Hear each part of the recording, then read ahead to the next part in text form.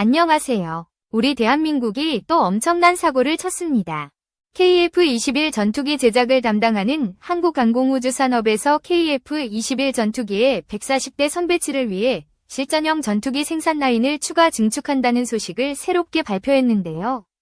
KF-21 전투기에 들어가는 하드웨어는 물론 항전장비 체계 발전이 예상보다 빠르게 이루어지고 있으며 세계 전투기 시장을 완전히 장악하고 있다는 것이 세계 군사 전문가들의 주장입니다. 마침내 최종 양산에 대한 추가 증설 소식이 들려와 업체 관계자들도 환호성을 지르고 있습니다. 초음속 전투기 개발은 한 나라의 과학 기술력을 모두 집대성한 결과를 보여줍니다. 실제로 KF-21 전투기 개발 프로젝트에는 한국의 국방방위산업 관련 연구소와 기업, 대학 등 150여 개 기관이 참여하고 있으며 2019년 KF-21 보라매의 실물 모형이 공개될 때까지 형상 변경만 9차례 진행되어 상세 설계 도면만 12만 2천 장에 이르는 초특급 대형 프로젝트로 알려져 있습니다. 특히 우리나라 전투기 개발의 총책임을 맡고 있는 KAI가 새로운 발표문을 언급해 주목을 받고 있습니다. 선언의 내용은 이렇습니다. KF-21 프로젝트의 마지막 단계라고 볼 수 있는 KF-21 보라매 생산 라인 효율성 증진은 우리 대한민국 공군이 가진 엄청난 저력을 테스트할 수 있는 마지막 방식이라고 설명할 수 있겠습니다. 경남 사천에 위치한 KF-21 전투기의 생산시설을 기존 4동에서 8동으로 2배 가까이 증축된 수치이며 이로써 한반도 북부 항공 편대에 투입될 첫 번째 목표치인 140대 조립이 8개월 더 빠른 속도로 완료될 수 있을 것이라 자신감을 내비쳤습니다. 한국의 초음속 전투기 KF-21 이전 세계 최초로 3D 프린팅 병행 항공 기술을 적용할 예정이며 보라매 전투기의 생산 시간을 최대 3배 가까이 단축시키는 데 성공했습니다. 한국의 진정한 저력을 보여주는 메이드 인 코리아 각인이 새겨지는 한국산 초경량 소재 합금과 알루미늄, 탄소 섬유 복합재 등 다양한 금속 및 비금속 복합재를 KF-21 전투기의 동체 조립에 이용할 것이며 적층 조립 시스템까지 접목시킬 예정입니다. 이러한 극한의 생산 효율성을 바탕으로 한 최종 목표는 한 달에 6대씩 전투기를 생산하는 것입니다. 또한 이번에 가지고 온 보라매 전투기 소식은 이게 전부가 아닙니다. 최근에는 한국항공우주산업이 방위사업청과 한국형 전투기 KF-21 최초 양산 항공기에 대한 성과 기반 군수지원 PBL 계약을 체결했다는 좋은 소식이 들려오고 있습니다. PBL은 전력화된 무기체계 후속 군수 지원을 전문업체가 전담하고 항공기 가동률 등 성과 지표에 따라 성과금 또는 페널티를 차등 적용하는 방식의 후속 군수 지원 체계를 의미합니다. 이번 계약은 지난 6월 계약을 체결한 최초 양산 물량을 대상으로 하며 계약 금액은 1,243억 원 규모입니다. KAI는 이번 사업을 위해 KF-21 전력화 이후 운영에 필요한 수리 부속을 선제적으로 확보하고 효율적인 정비 지원 체계를 구축할 계획입니다. 이를 통해 항공기 가동률 향상 등 국가 항공전력 강화는 물론 운영 유지비 절감에도 기여할 것으로 평가받고 있습니다. KAI는 15년 동안 쌓아온 국내 후속 지원 사업 경험을 바탕으로 향후 1,000여 대 이상 운영될 국산 항공기의 PBL 사업을 지속 확대해 핵심 사업군으로 육성한다는 전략입니다. 통상 항공기는 수명 주기 동안 성능 개량을 포함한 후속 지원 비용이 항공기 획득 비용의 5배에 이르는 것으로 알려져 있는데 KF-21 PBL 사업도 향후 30년간 약 5조 원 이상의 사업 규모가 전망됩니다. 방위사업청은 KF-21의 수출형 개발과 별도로 KF-21 기반의 전자전기 개발도 해나가기로 했습니다. 전자전기 개발은 유사시 북한 방공망, 중국 방공망의 무선지휘 통신체계를 마비시키는 전자전 항공기를 국내에서 독자 개발하는 사업으로 올해 본격화한다고 밝혔습니다. 전자전 항공기는 수송기나 성용 제트기를 개조한 컴패스 콜럼 스탠드 오프형 장거리 전투형이 아닌 EA-18G 그라울러 같은 에스코트형인 것으로 알려져 있습니다. 예상 사업비는 올해부터 2032년까지 1조 8,500억 원으로 예상됩니다. 결국 한국 공군에서 KF-21 전투기의 역할은 상당히 중요합니다. F-15K 개량형이 노후화되더라도 교체할 때 해외 전투기를 도입하지 않아도 되는 것입니다. 얼마 전까지 KF-21 예차는 과장으로 치부되었지만 지금은 상황이 다릅니다. KF-21 전투기가 동시다발적으로 비행하기 위해 추가 생산 라인을 확장하는 것은 단가에도 엄청난 영향을 미칩니다. 우리 군사 전문가들은 한국 공군의 KF-21 전투기의 양산 가격을 930억 원 수준으로 예상하며 미국산 F-35 전투기에 비해 가동률이 80%에 달하고 운영 유지비가 절반 이상 수준으로 줄어든다면 현재 알려진 KF-21 전투기 300대 이외에 스마트 팩토리로 불리는 PATS 시스템을 통해 생산 라인을 증가시켜 1000대 이상의 국산 전투기 생산 라인까지 안정적으로 운용할 수 있을 것이라고 전망했습니다.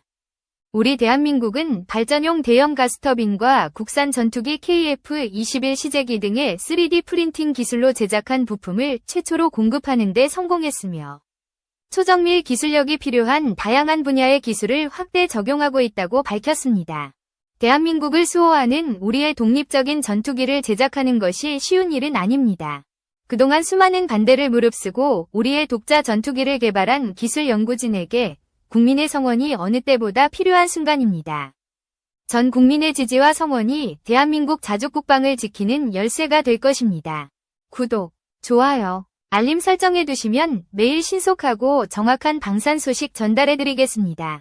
시청해주셔서 감사합니다. 특히 한국이 적용한 최첨단 스마트 팩토리 시스템을 통해 KF-21의 생산 효율성이 비약적으로 증가했다.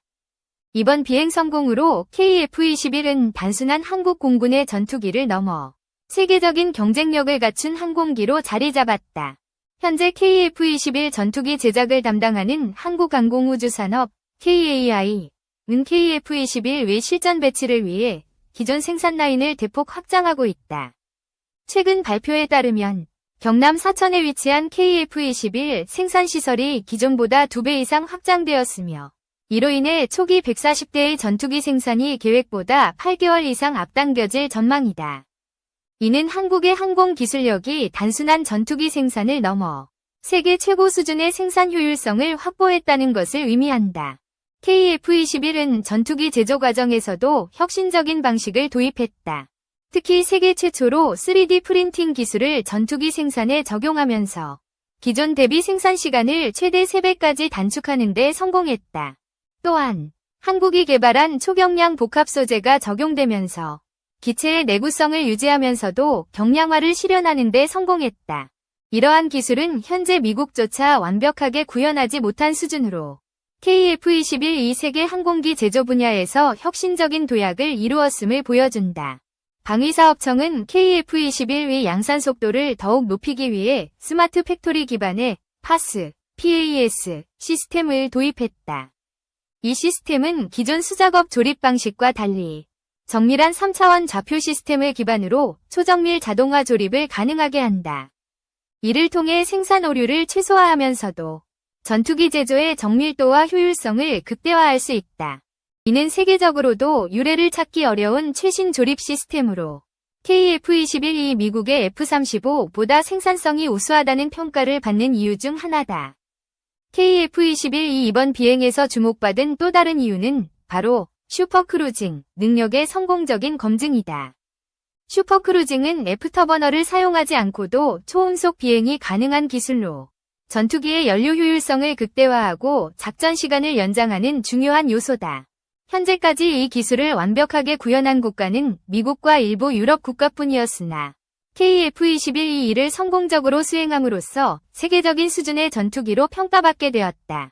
또한 KF-21은 전자전 항공기로의 확장 가능성을 고려하여 자체 개발한 전자전 시스템을 탑재하는 계획도 발표되었다. 전자전기는 적의 레이더와 통신 시스템을 교란하여 공중전에서의 우위를 점할 수 있도록 돕는 기술로 한국이 독자적으로 개발을 진행 중이다. 이 시스템이 완성되면 KF-21은 단순한 전투기를 넘어 전자전 능력을 갖춘 다목적 전투기로 거듭나게 될 것이다. 이번 KF-21 비행 성공으로 인해 미국과 유럽의 방산업체들도 긴장하고 있다.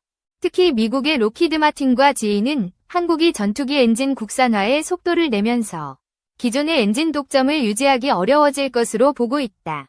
현재 한국은 하나에어로스페이스를 중심으로 차세대 전투기 엔진 개발을 진행 중이며 완성될 경우 한국은 전투기 완전 독립 생산 능력을 갖추게 된다.